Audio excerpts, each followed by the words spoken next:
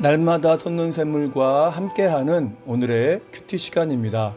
4월 13일 화요일 오늘의 말씀은 사도행전 23장 23절부터 35절까지의 말씀입니다.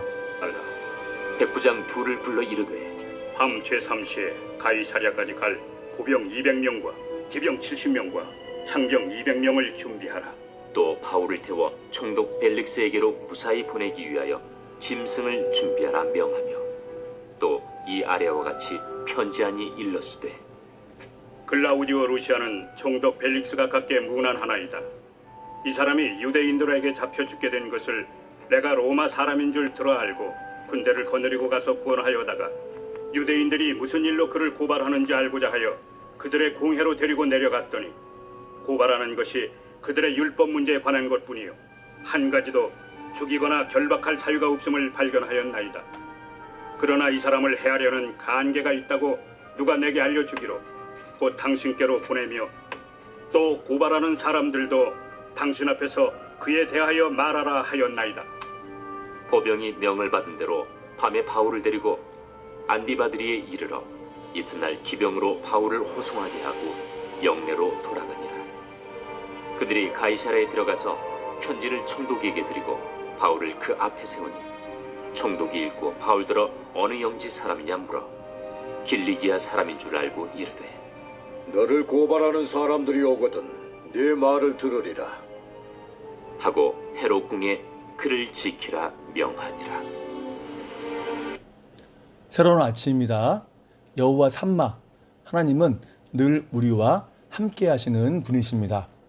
오늘 본문은 사도 바울이 예루살렘에서 가이사랴로 이송되는 장면이 언급됩니다.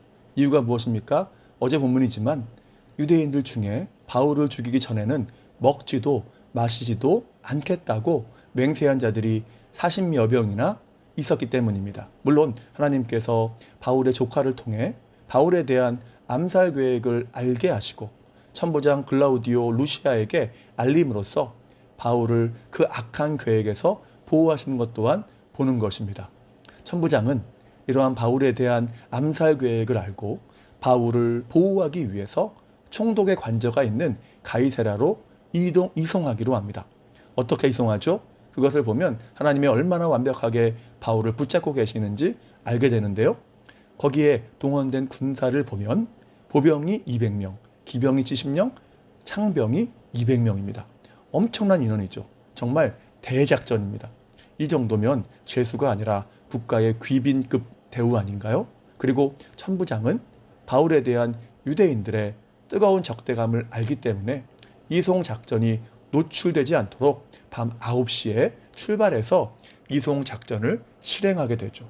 이 루시아 천부장이 얼마나 이송 작전에 전심했는지를 잘 보여줍니다. 만약 바울이 스스로 안전한 장소로 이동하려고 했다면 얼마나 위험하고 힘이 들었겠습니까? 그런데 하나님은 470명의 정예 군인들을 동원하셔서 가이사랴까지 안전하게 이동하게 하십니다. 그런데 그냥 걸어갔나요? 아니죠. 24절을 보면 바울을 짐승에 태웠다고 합니다. 그동안 복음을 전하느라 수고한 바울을 위해서 짐승에 바울을 태워서 목적지까지 편히 갈 수 있도록 은혜를 주신 것이죠. 그렇습니다. 하나님은 하나님의 백성들을 지키실 뿐 아니라 삶에서 그들이 안식을 누릴 수 있도록 순간순간 은혜를 주십니다. 그래서 철로 역정을 보면 크리스천이 순례의 길을 갈 때에 어려움이 많죠. 그러나 어려움만 있지는 않았습니다.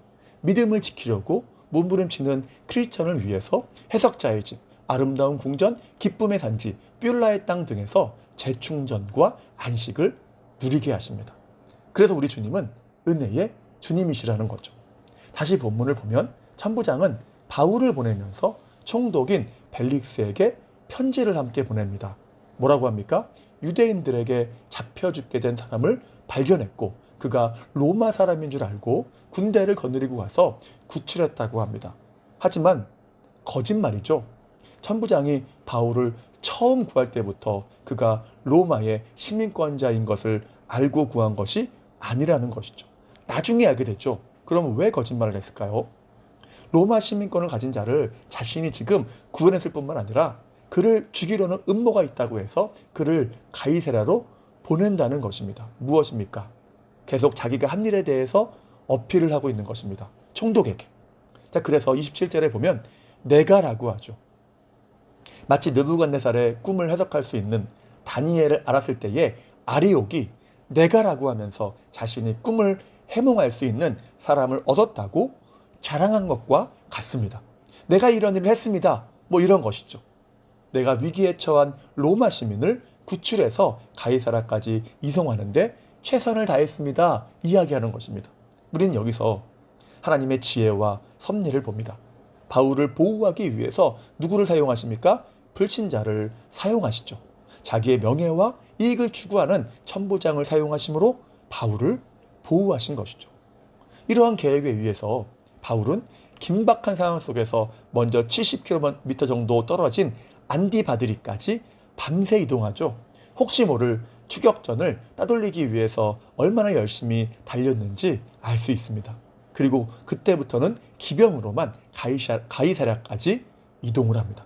그리고 벨릭스 총독은 바울을 만나서 그의 신상을 간단히 알아보고 바울을 고발하는 사람들이 올 때까지 그를 헤롯 궁에 지키라고 합니다.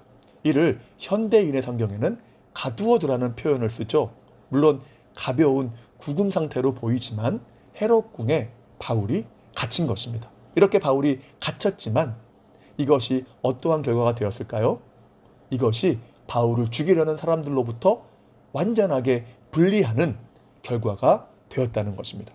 바울을 헤롯 궁에 가둔 것조차도 바울을 보호하시는 하나님의 섭리였다는 것입니다. 이 정도면 하나님의 보호하심과 지키심에 무엇을 더 말할 수 있을까요? 와라는 말을 밖에는 할 수가 없다는 것이죠. 우린 본문에서 하나의 그림을 보는 것 같습니다. 누군가 목표물을 무섭게 따라가는 그림입니다. 시편 23편 6절에서 다윗이 고백하죠. 내 평생의 선하심과 인자하심이 반드시 나를 따르리니. 여기서 따른다는 것은 맹수가 먹잇감을 집요하고도 무섭게 쫓아가는 것을 묘사하는 표현입니다. 다윗에게 주님의 보호하심이 얼마나 무섭게 완전하게 쫓아왔는지를 잘 보여주는 고백이죠. 그런데 본문이 이러한 다윗의 고백과 딱 어울리는 상황들 아닙니까? 여러분 보십시오. 하나님의 보호하심이 바울을 얼마나 집요하고 무섭게 따라오고 있습니까? 바울을 죽이려는 사람들이 무섭게 따라다녔지만 하나님은 비교할 수 없는 집요함과 선하심으로 또 무섭게 보호하고 계시는 것입니다.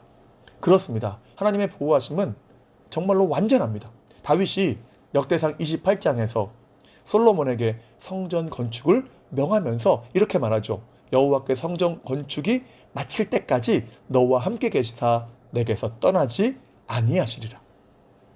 맞습니다. 하나님은 그 백성, 특별히 사명을 가진 자를 결코 버리지 않으시고 끝까지 보호하십니다. 그리고 그 인도하심은 한계가 없죠.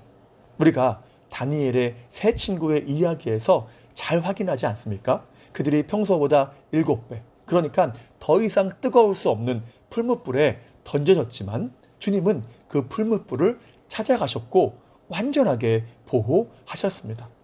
하나님의 보호하심이 얼마나 완전한지를 보라라고 말씀하는 것이죠. 그래서 우리는 인생의 여정에서 믿음의 길을 걷고 사명을 감당할 때에 온전히 하나님을 신뢰하며 의지해야 합니다. 이러한 이야기가 있습니다. 어떤 사람이 외국에 처음 갔는데 가보니까 영어도 안 되고 아는 사람도 없고 길도 모르고 막막하더라는 것이죠. 누가 생각났을까요? 그제서야 주님이 생각이 난 것입니다. 그리고 절로 기도가 나오더라는 것이죠. 그러면서 내가 지금까지 한국에서 얼마나 주님을 의지하지 않고 내 힘으로 살았나라는 생각이 들었다고 하죠. 이제는 더 온전히 주님을 의지해야겠다고 하면서 회개했다고 합니다. 자, 이제 말씀을 마무리합니다. 우리는 지금 코로나 시대를 살아갑니다. 뿐만 아니라 여러 가지 난제와 문제들을 만나서 근심하기도 하죠. 본문은 그럼에도 불구하고 바울을 너무나 완전하게 보호하셨던 위대하신 하나님을 바라보라고 합니다. 신뢰하라는 것이죠. 본문에서의 바울이 대적들에게 둘러싸여 있는 것 같지만 사실 바울은 주님의 섭리라는 보호하심에 둘러싸여 있었던 것이거든요. 우리 역시 마찬가지죠. 여러 위험과 시련 가운데 있는 것 같지만 사실 주님의 보호하심에 쌓여 있는 것입니다. 그리고 주님의 한계가 없는 그 보호하심은 그 어떤 문제보다 우리를 더 빠르고 강력하고 완전하게 따라올 것입니다. 그렇다면 우리가 두려워할 것이 무엇이 있을까요? 그러므로 주님을 온전하게 신뢰함으로 날마다 의지함으로 나아감으로써 어떻게 우리를 주님께서 완전하게 보호하시는지 경험하시는 복된 삶 되시기를 주님의 이름으로 축복합니다. 기도하겠습니다. 사랑과 은혜가 충만하신 여호와 하나님 감사합니다. 우리가 믿음의 길을 걸어갈 때에 기가 막힐 웅덩이와 수렁이라고 할 만큼 어려운 문제들을 만나기도 합니다. 하지만 분명한 것은 한계가 전혀 없으신 그 주님의 보호하심이 무엇보다 더 빠르고 완전하게 우리를 따르며 지키고 인도하시는 줄 믿사오니 우리 앞에 있는 문제보다 주님을 더 온전히 바라보게 하시고 신뢰하게 하셔서 주님께서 어떻게 보호하시며 인도하시는지 날마다 경험하는 복된 삶이 되게 도와 주시옵소서. 오늘 하루의 삶을 위탁합니다. 주님 지키시고 인도하시며 우리에게 필요한 모든 것으로 채워 주시옵소서. 다시 한번 주님의 은혜를 간구하오며 예수님의 이름으로 기도하옵나이다. 아멘.